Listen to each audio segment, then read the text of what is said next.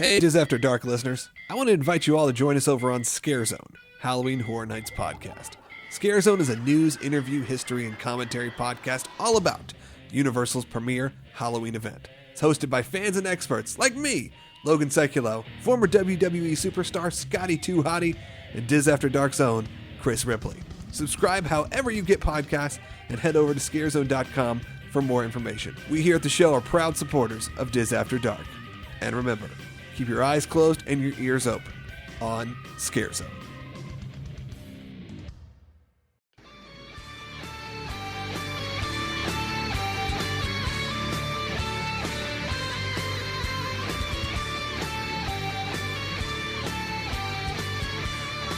Welcome to Universal After Dark, a Universal podcast that's not the same as all the others.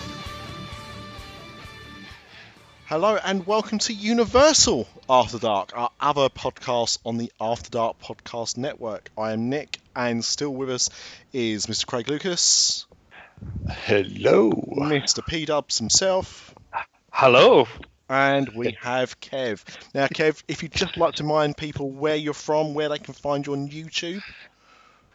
Yes, I'm on Happy Living on YouTube, and we're covering everything we do in and around Orlando and Florida. Cool. So check him out if you're not already familiar with him. Now, is anyone drinking anything new? No. Okay, well, go on. I finished the bottle of wine, so the Jack Daniels are sitting next to me now. Oh my goodness. On a school night as well. This could be a fun show. This is usually what happens, actually. I bought in the shop the last bottle today of Dr. Pepper Cherry, because in the UK we get Dr. Pepper, we don't get any flavoured Dr. Pepper. So it's rare for us to get one of these. But yeah, I've got a Dr. Pepper Cherry, so cheers. That was supposed to make a big noise when I opened the bottle. It made the smallest little fart you've ever heard in your life. So the mic's not even probably picked it up, but I promise you I just opened it. That's funny. I do like that. I do like that flavor. That's pretty good. For several years, I was addicted to Code Red, which is a cherry Mountain Dew. Yep. Oh my god. Yeah. I don't know how I got off of that, but wow. Therapy. We don't. I think we might get. I think we might now have Code Red, but we only started selling Mountain Dew again here about 2 or 3 years ago. They stopped it in the UK for a long time. Oh, wow. It doesn't taste the same either. We have different ingredients. Yeah, and we get it in like knockoff shops like B&M and Home and Bargain. So shops are available. You can imagine a gang of Russians in a factory somewhere putting battery acid in and frog's piss and calling it Mountain Dew. Well, actually, did they not stop selling it here in the first place because it killed your sperm count? There was something like that. Yeah, it was something to do with one of the ingredients that it might have been that. It definitely caused people's urine to go green. Other forms of infertility are available. Yeah, but we won't promote those for some strange reason.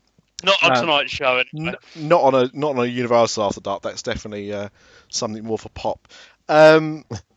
Yeah, it's actually, this is speaking about battery acid. This is actually a Polish bottle of Dr. Pepper, cherry Dr. Pepper. I wouldn't touch that. I'm drinking it, so I would. That's why it didn't make a fizz. But what's interesting is it's also in English. It's probably just pond water. All right, it tastes like cherry flavoured pond water, if that makes any better. But yeah. Anyway, that's not what we've come to talk about. So we've kind of discussed a bit of a Disney thing you should have heard in the last show.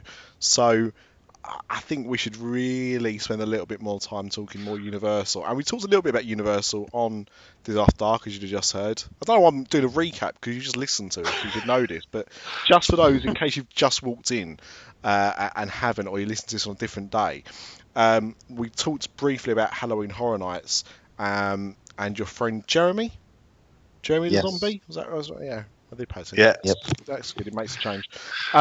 So when we talked about your favourite Disney park, so from a Universal point of view, what do you like at Universal?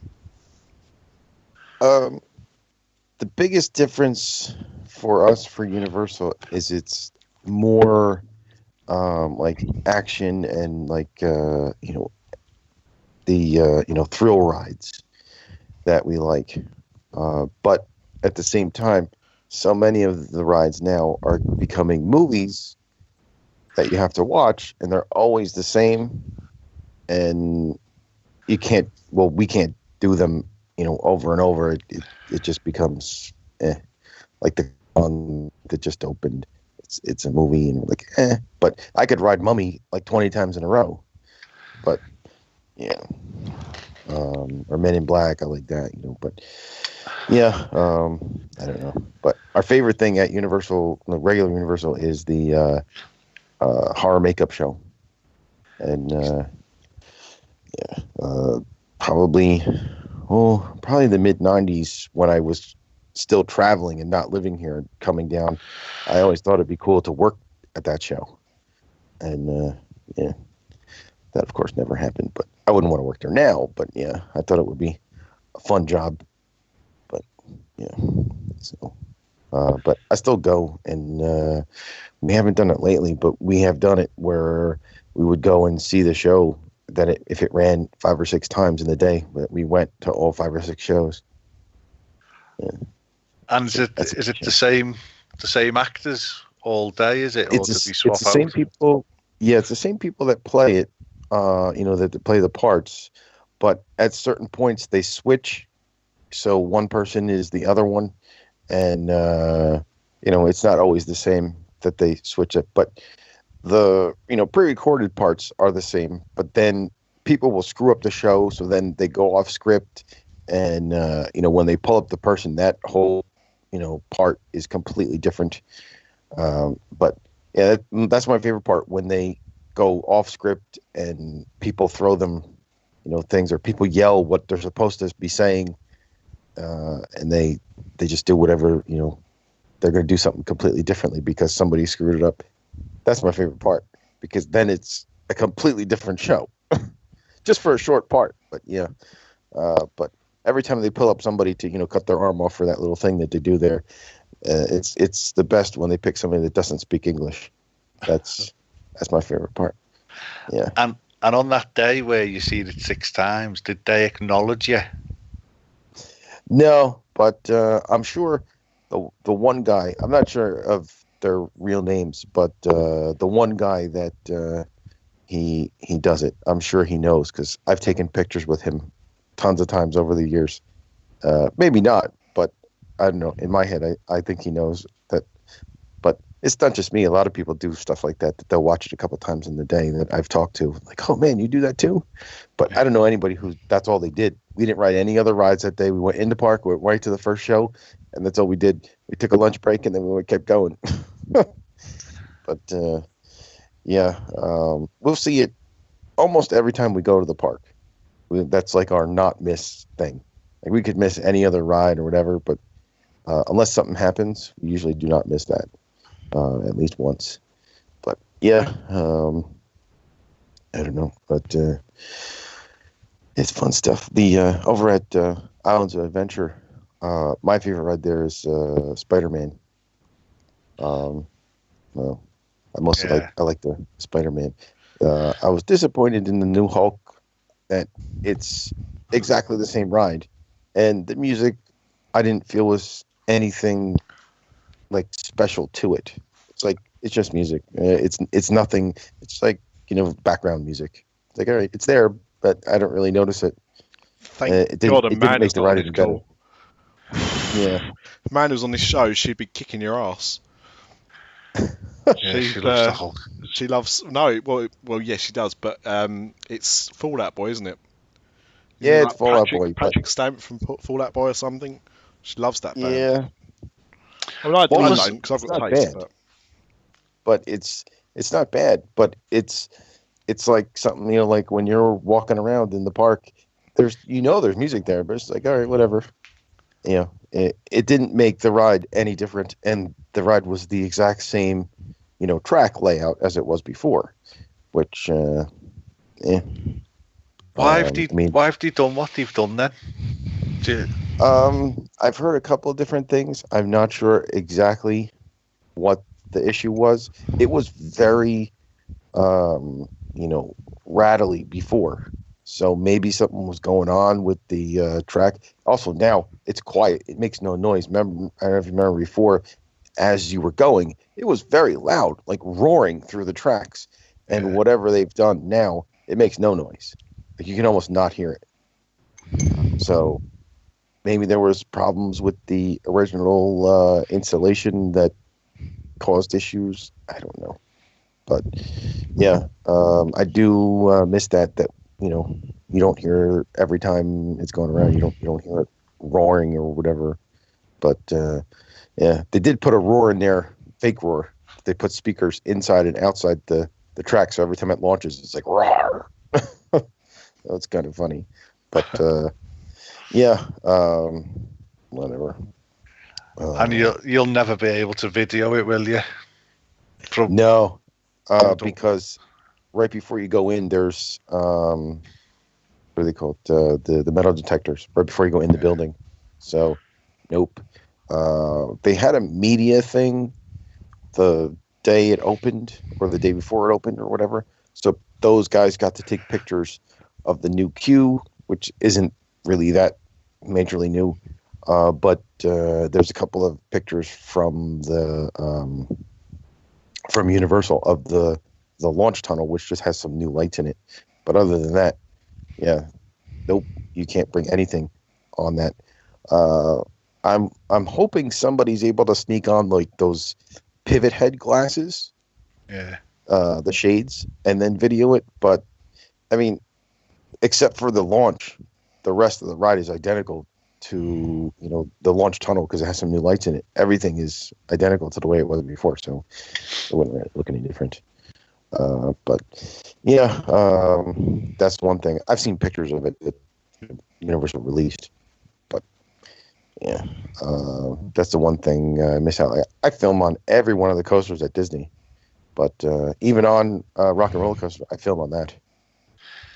Yeah, the queue is one of the worst queues on property, isn't it? From what I remember, Yeah. very, very boring, just concrete. Yeah, it's weird that so many things they I wish they would improve upon. Like I am totally not excited for the new rides that are coming or the new movies or whatever they are. The Jimmy Fallon and the Fast and the Furious. Yeah. Whatever.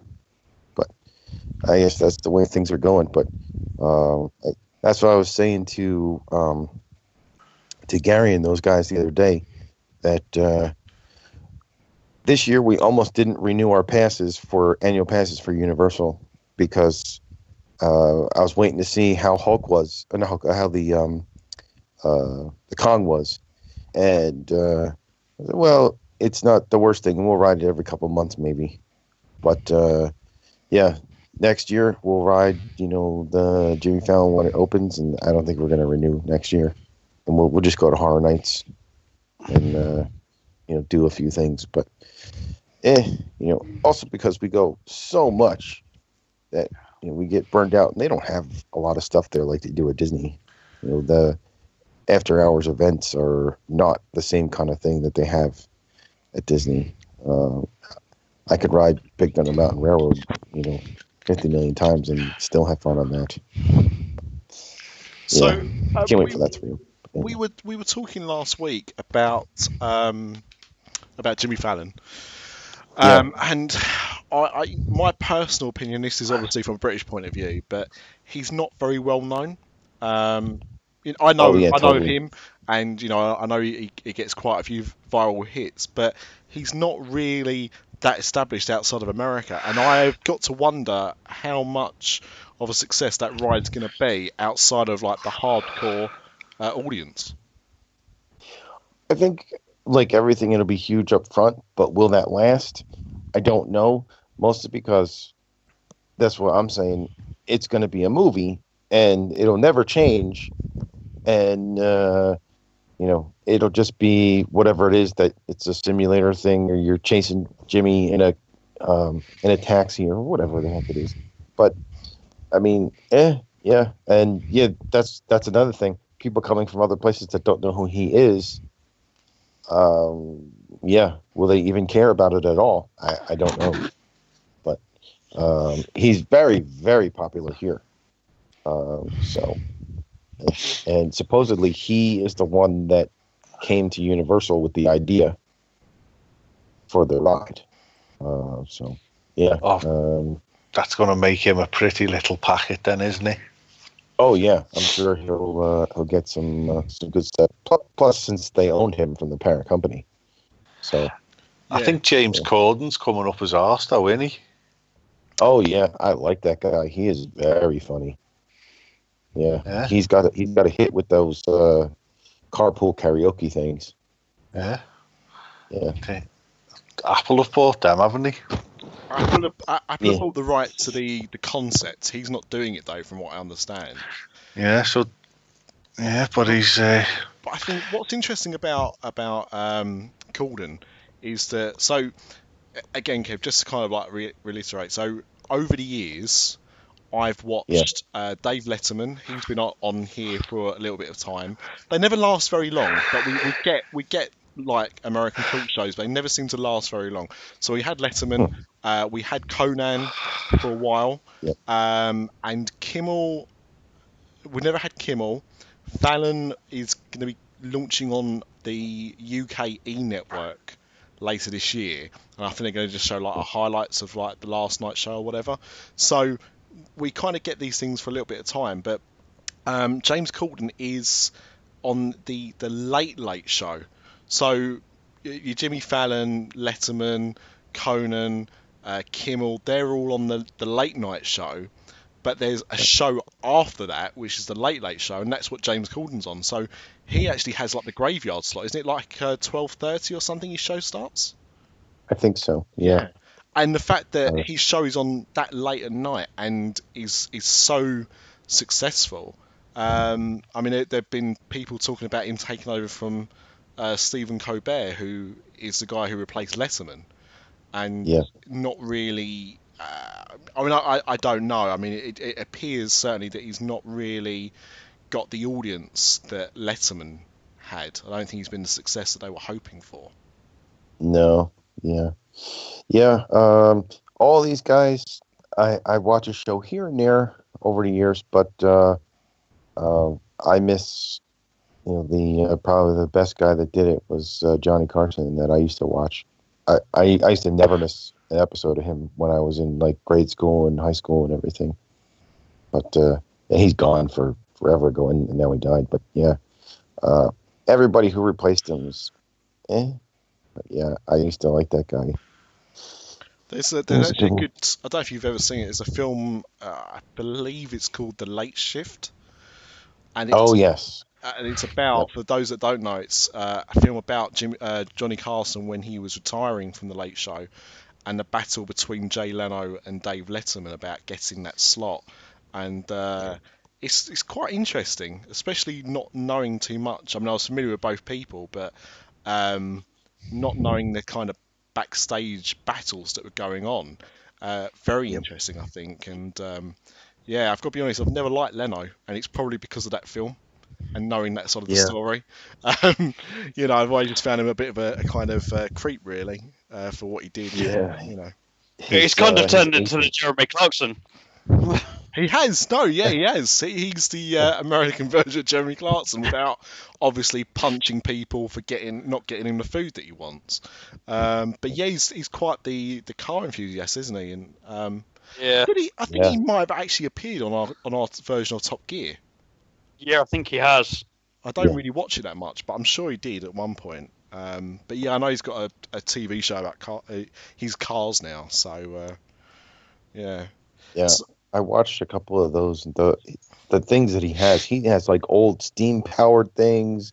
It's unbelievable. Yeah. He's got so many different cars, not just something like that you would think was that he maybe has a McLaren and then he has, some Ferraris or Lamborghinis. No, he's got stuff from like the early times that's steam powered that he's, winding it up. Oh yeah, it's pretty neat. In one of his shows, he broke down and he had to get towed in one of those things. Pretty funny. But he buys a lot of things and restores them. I saw a couple of those episodes too, and he has his own shop that his guys, work on the cars that he has there for him. So it's pretty cool. But yeah, overall, like especially him on the Tonight Show, I was not a big fan of him. I would only watch it if there was a celebrity on that I wanted to see what they were doing with their movie or whatever. But yeah, that's pretty much it for those guys. Like, I even stopped now watching anybody. I don't watch any of the late night shows at all. But over time, I had enough of all those things. Right, and it's time to talk about our other sponsors. So, Craig, who have we got? We have got the beautiful, the ever young Wendy Prater at Magical Journeys Travel. She is only too happy to sponsor This After Dark and Universal After Dark. Who knows? Maybe one day Pop After Dark. I've said too much, Wendy. I've said too much. So, whether you've been to Disney 1 or 100 times, I wish, what part of your body, Nick, would you give up to go 100 times? I'd give up a testicle, I think. Oh, yeah. I mean, Hitler only had one ball, and I can certainly survive just one ball. Yeah, so let Wendy be the one who's up at midnight taking your testicles. No, sorry. Booking them windows to be our guest for the reservations for Anna and Elsa's Fast Passes. Mention that you heard this one testicled advert on This After Dark, open brackets, Universal After Dark, close brackets, and get $25 whole off your deposit. So that's about 22 quid now. Stop rolling it in. Stop rolling it in for Brexit. Brexit my ass. But yes, I did vote for Brexit. I'm embarrassed. I voted Brexit, so that's fine. Did you vote for it as well? Yeah. Yeah. Woohoo! Be sure to ask about her generous on-board credits for Brexit and the Disney Cruise Line too. Find her on the Twitters at WP Magic Journeys or WPMagicJourneys.com. Yeah. Well, going back to theme parks, we took quite a turn there. Yeah. Yeah, I know. We was talking about. So you mentioned that you was hanging on this year for Kong. Now I'm the unfortunate git that never got to go on Confrontation, and without going into the story, that was the first thing I remember as a kid that made me want to go to a theme park was to ride King Kong. Craig, watch your mouth. And Honored at least. I was devastated when I found out it was closing and I couldn't get there for when it was closing, so I never got to go on it. And I then planned to go to Hollywood, and then that version burned down. So I was glad that they brought back an attraction for King Kong, obviously it not being the same. And I know that this version that they've just introduced into Orlando is similar to the Hollywood attraction.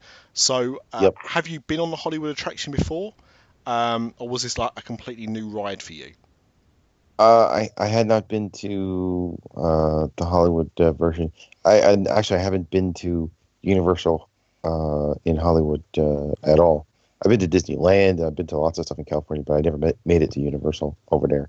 But from what I understand, the California ride is the last part of this ride, and then the whole ride is about 6 minutes here, and there's I think 2 or 3 additional scenes before you get to the last part.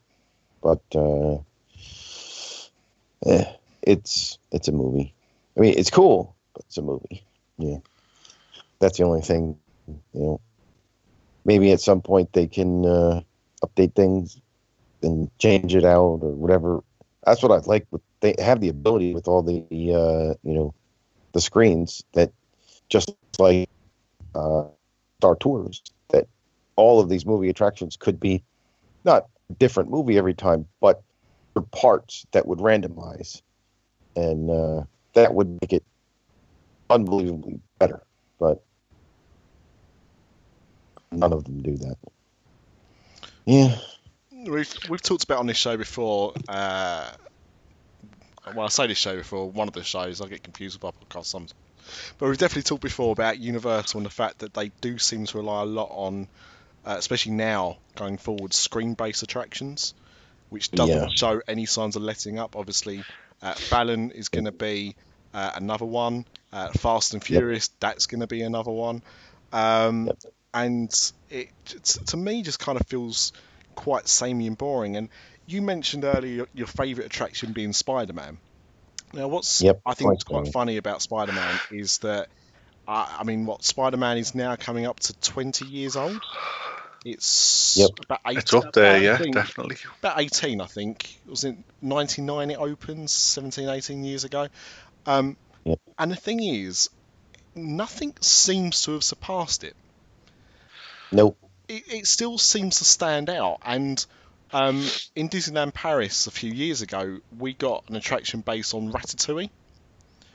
And it uses that same kind of system. So it's trackless, so that's different to Spider-Man. But it's big domed screens. It's 3D. And you've got objects around you as well. So some of it's screens that you're watching, and other bits are scenery, and you get a bit of fire and all this kind of stuff. And it felt very similar to Spider-Man, and yet didn't feel as good. And I think it's amazing that something that's that age still feels so fresh even now. That's interesting. Yeah, I hopefully plan at some point to get over there, so I have not watched a video on that attraction, but I really like that movie, so I know that that'll be cool. I mean, it's good. Yeah. I mean, I was saying this I've been doing a bit of writing on it, and it's still a good ride, but to me, it just felt that it wasn't for a lot of people. If they've, especially with Disneyland being in Europe, you will obviously get a lot of people that don't go to America, so they won't know Spider-Man. And I don't think there's been another ride in Europe that's based on that kind of technology. So for people that have never done a ride like that, I'm sure they think it's the greatest thing in the world. But having done Spider-Man, it just feels like a pale imitation of. Yeah. I know there's so many things that are like that with the copies that they don't realize, but the Spider-Man, I think even though it is a movie and the movie is exactly the same, just the way that works and the sets and the story is done so well, and I also like the character, all of that together, it's put in such a great package that, I mean, it's just great every time. I think Transformers runs it close. It's pretty cool, and I've told a couple people how in that one part that there's an elevator, and I like blow their minds. Like, there is? Yeah, I'm one of them people. I still haven't figured out where the elevator is. Oh, I think when you're going down the cityscape, and it's a really tall screen. If you look behind you or in front of you, if you could see over the thing you're sitting in, you can see the railing. It's the only part that has a railing so that nobody falls. Yeah, that's how you can notice it. But it's so seamless, and it moves so maybe slowly that you don't realize, and it's tricking your brain. But it's done really well. Yeah, it's cool stuff. I think they've got to be very careful over at Universal about too much Harry Potter.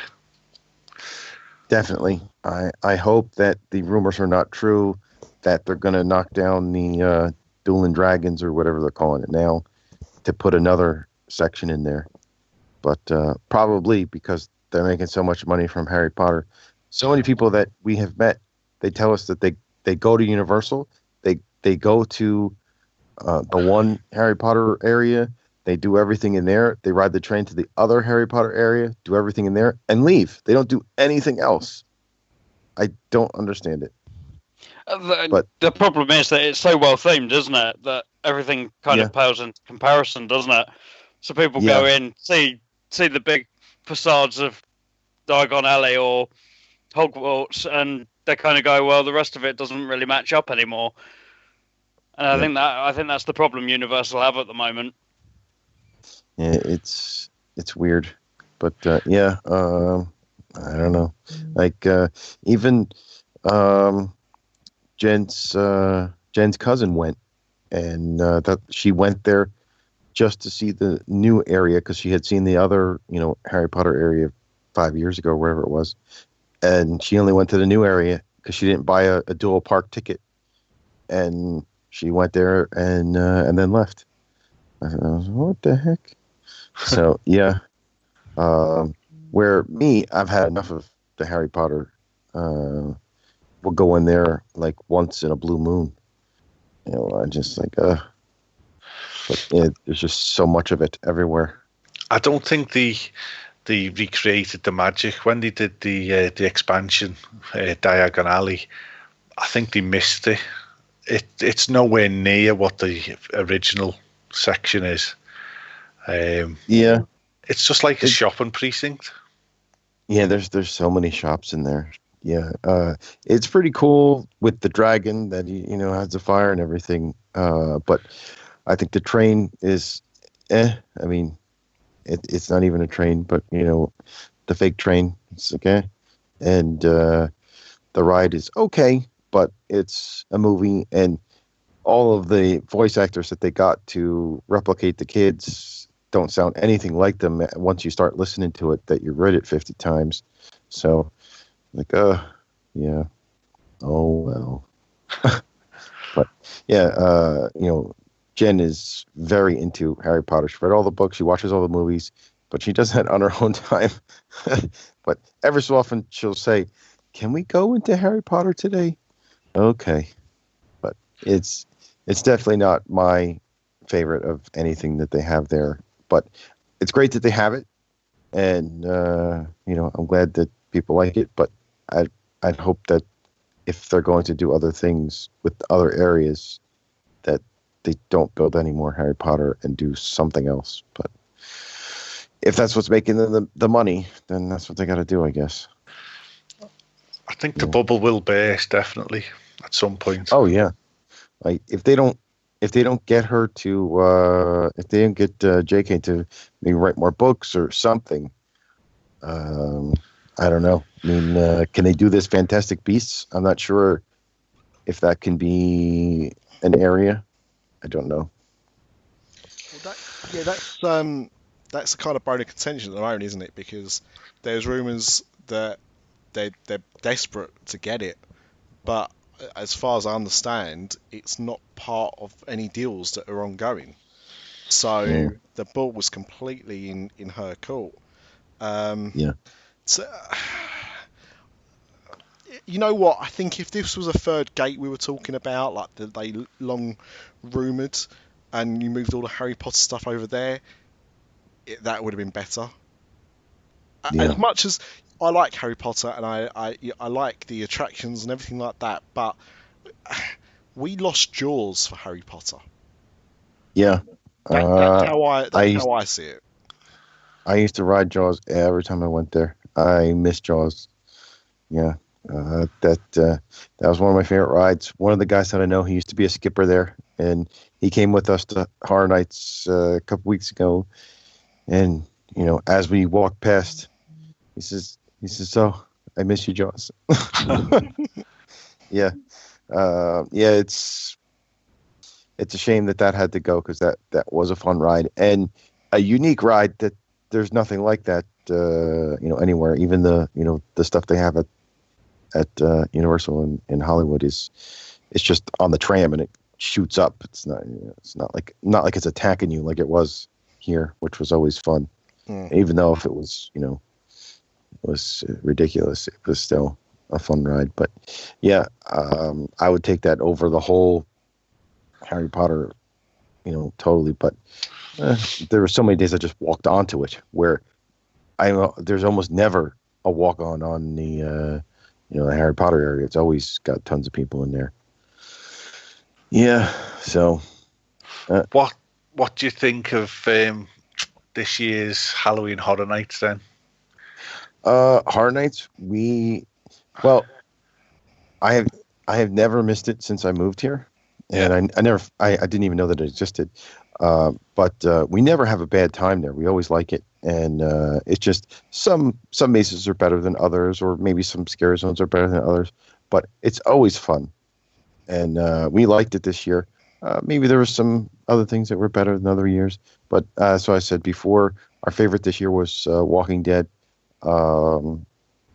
They did a good job on that one, even though last year we went in Walking Dead once and I hated it. It was my least favorite last year. I didn't want it to come back.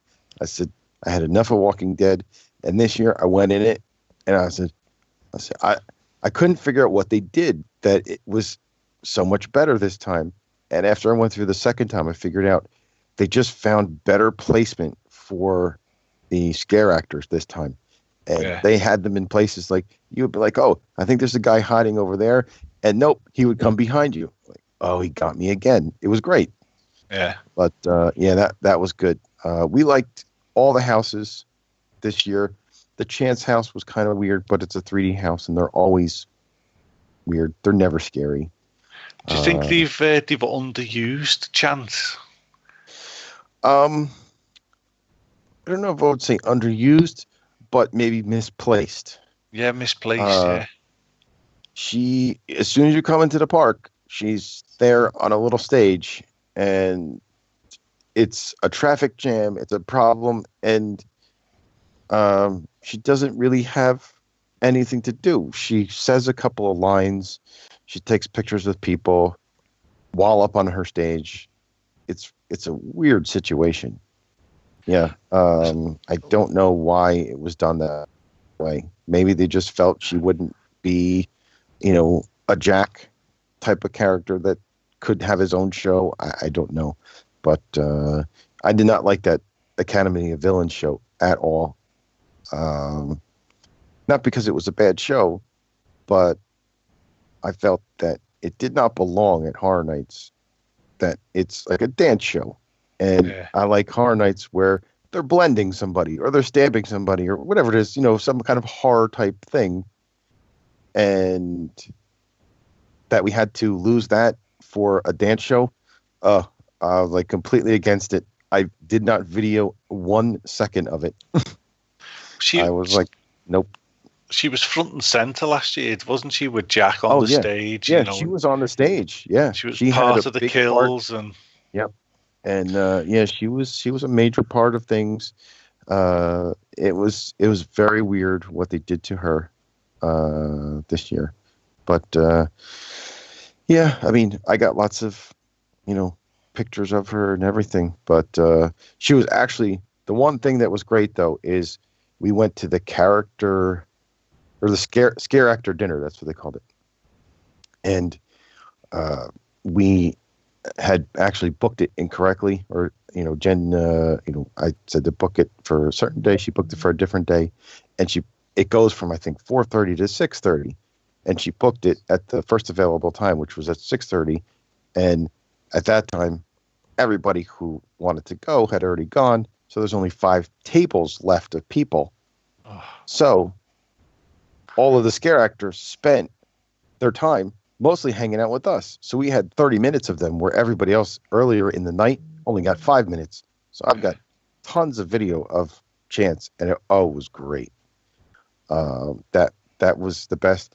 Like I said it in our video that we made. I said that we had so much fun at the scare actor dinner thing, hanging out with Chance, and she's telling us how she's going to kill people. It was super, much better than the little stage show that she does, because it was a show that she's doing for us, and that's it, no one else. And it was lots of fun. But if the experience was just that, it would have been amazing. Like, that made our whole time better than anything else we did. The mazes or anything, the characters in there were great. But yeah, overall, Chance, I think, misused. I don't know if she should have been in the 3D house, because that's not scary. Maybe she should have had her own psychotherapy type house or something else. But yeah, I mean, it was weird. I'm not sure what made them do that, but whatever. I don't know. Our second favorite house was the Tomb of Ancients house. I've heard good things about that one. Yeah. Oh my God. The ceiling is low, and the walls seem to be closer together than normal houses. And oh my God, there's like so many like wrong pathways that they got me so many times. It was super. Yep, that was really good, and it's like I think Egyptian gods theme or something. Yeah, it's done really well. But the first 2 nights we went, they had a moving floor that you would go on, that you in the middle of the maze, and there's very little lighting, and I almost fell both times. Oh my God! Luckily they removed it, because probably somebody fell or almost fell. But yeah, I don't know who makes those decisions. I mean, like, there's no lights, you can't see, you're getting scared off your ass, and then the damn floor is moving. Like, what the hell's wrong with you people? But anyway, yeah. So overall, it was a good event. I liked it. Also, Bill and Ted's show. Are you done for this year? Yeah, I'm done. We bought our tickets for the first 3 weeks. So we did 3 weeks. We did the 2 nights, Saturday and Sunday. So yeah, we're not going back. We used to buy the tickets for the whole time, but we found out that what happens is we just get burned out on it, going so much, and we just would hardly go. And we would rather go early on, and also it gets super busy as you get closer and closer to Halloween. Yeah. So yeah, I think the longest time we waited, because we bought the pass with Express, was like 12 minutes. It was super, and the line was like an hour for that one. Wow. Yeah, it cost a lot more money to do it that way, but we never waited for anything, and we did what we wanted. We rode rides, we sat in the the restaurants for an hour some nights, because it was really hot or it was raining or whatever. So, but yeah, it's a fun thing. I'll never miss that event. Yeah, it's fun. Probably my favorite Horror Nights was in I think 2004 or 5. I forget. Is that where it was over 2 parks? Yeah. It was cool, because in Islands, there's a lot more greenery, and these guys are hiding in the actual bushes, and they're dressed up like bushes. It was perfect. Yeah. That was my one of my favorite ones. The scare zones were super. In the cartoon area, they had it filled with fog, and they had lasers running about 10 feet above your head, and these guys are dressed up in black and white striped suits, just walking through the fog with those little penny can things, shaking them, scaring you. Super. Yeah. I don't think they've ever done that again. They haven't done it in Universal.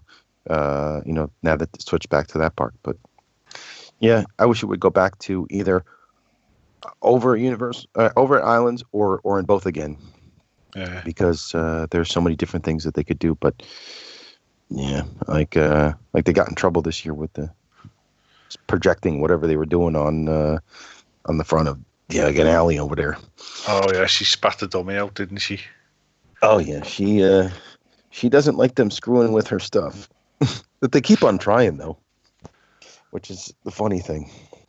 But yeah, Horror Nights is a fun thing, and I was like totally mad at myself when I moved here that I found out about it, because I had been coming for years, but I would come in the off season, so I had no idea it even was here. Yeah. And up north, up New York City area where I lived, they did not advertise that, not like they do now where they push it all over the place. Where, at that time, I never saw anything about it. And I only saw it when I moved here and I saw the signs up. I'm like, what the heck is this Halloween thing? So, yeah. Yeah, it's cool stuff. Just one thing I wanted to ask on Halloween Horror Nights, and you talked about what you liked. What disappointed? That's what I was going to say about the Bill and Ted's. This year, I was not happy with the Bill and Ted show. And then I already said that Academy Villains thing. But Bill and Ted's, it seemed like they were redoing a lot of older jokes. They were just trying to fit in so many things so fast that it was just like when we saw it twice during the event, and the first time I saw it, I was like yelling at the stage every time they would do some horrible joke. I was like, "Come on!" It was really funny, but when we saw it the last night when we went last week, we actually had a lot of fun. Not from the show. We saw it at the show that they have the sign language interpreters. And all I did was watch the sign language interpreters because they hadn't changed the show. So the show was not any good. But those guys were hilarious because they're acting out the parts while they're doing all the signing.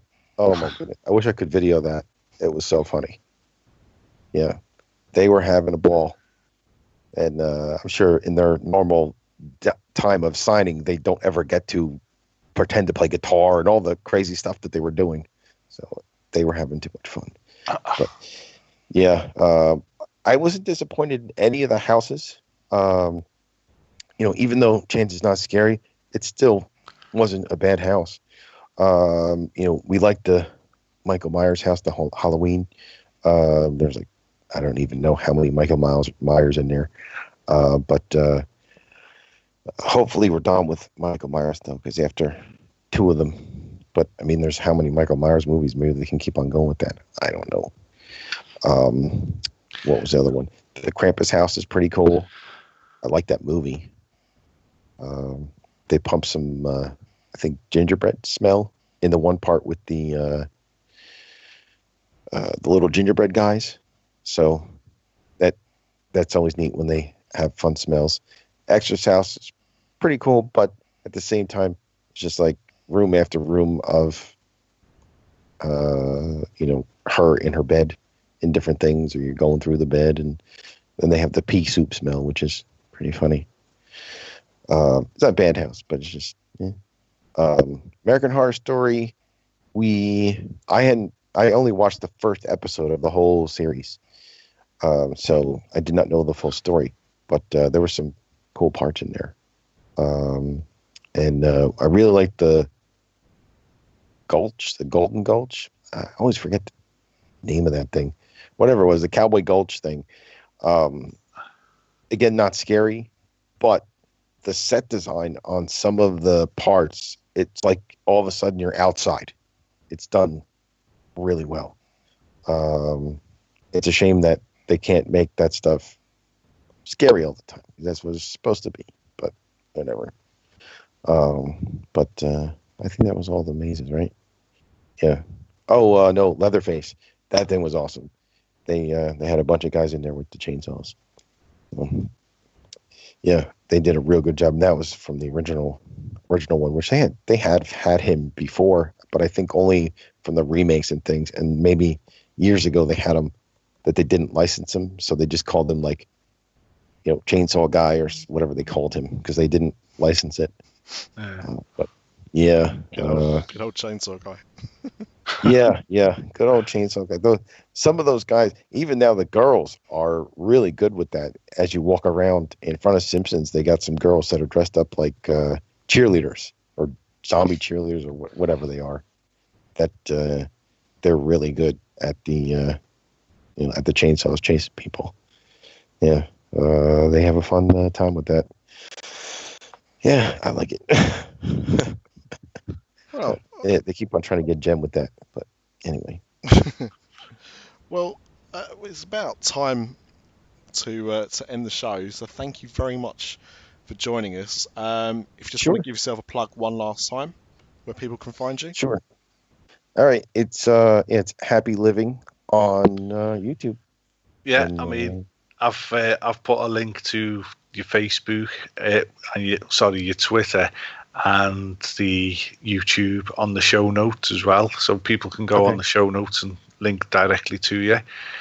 And hopefully we can get some more subscribers and get some more thumbs up and whatnot. Oh yeah, that works for me. Yeah, yeah, I know. I know. I could talk for days. Well, I mean, you're definitely you're more than welcome to come on Pop After Dark for the all the pop culture stuff. You sound like you're a computer game player, you're a DVD collector, you're an avid collector. So, oh yeah, I think DVDs and Blu-rays. I have maybe like 700 or 800. Wow. Yeah.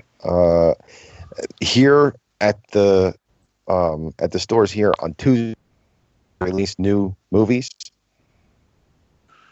Generally on Tuesday, so if there's I want, like every Tuesday I'm buying 2 or 3 movies.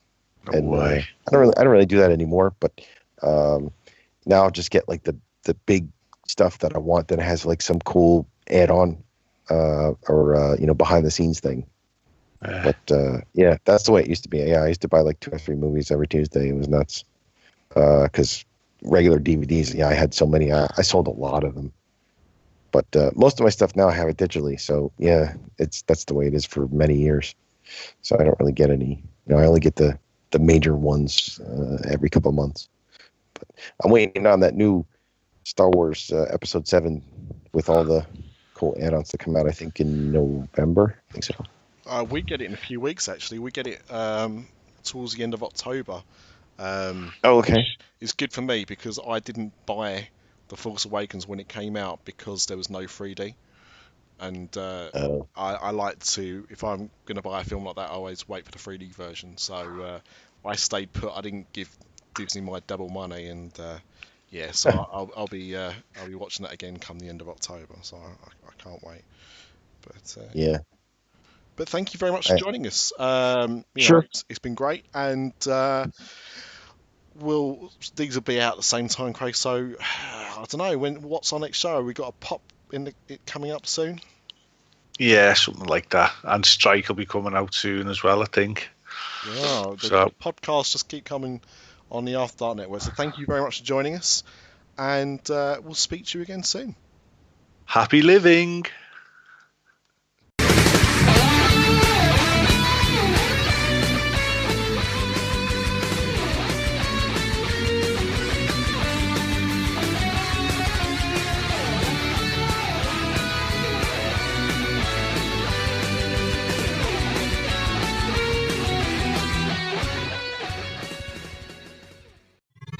This podcast is part of the After Dark Podcast Network. This podcast is part of the After Dark Podcast Network.